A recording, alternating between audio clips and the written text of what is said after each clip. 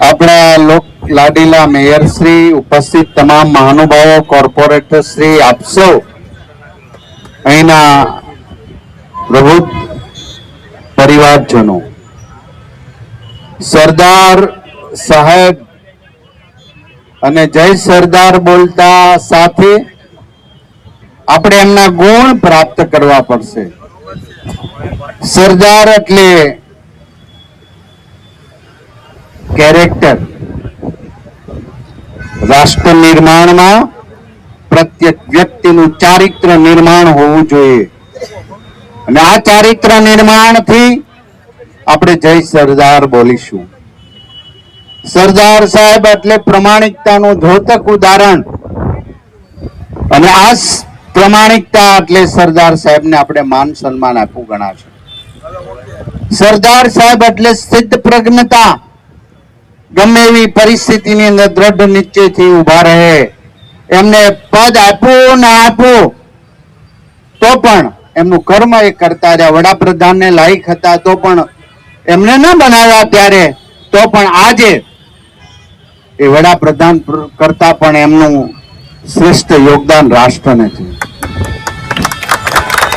સરદાર સાહેબ એટલે ધ્યેયનિષ્ઠતા. આ ધ્યેય આપણે રાષ્ટ્રને અર્પિત કરવો જોઈએ.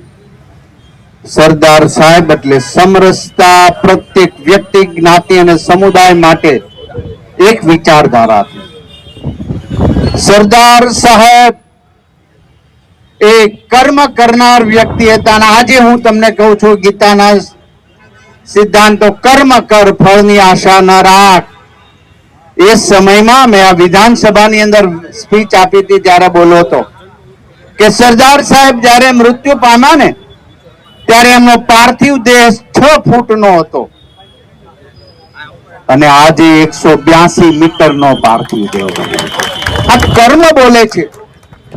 નાની નાની વાતોમાંથી, દ્વેષ અને રાગમાંથી આપણે બહાર નીકળે, કર્મ કરીએ. તમારું કર્મ ક્યારેય છાનું રહેશે નહીં, યાદ રાખજો.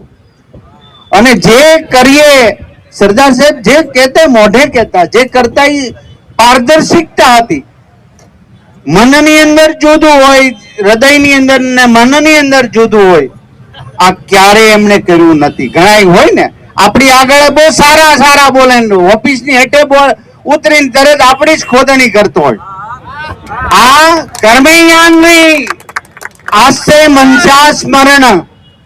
કર્મજ્ઞાની અર્થાત વિમોઢાત્મા. મિથ્યાચાર સ ઉચ્ચતે. ગીતા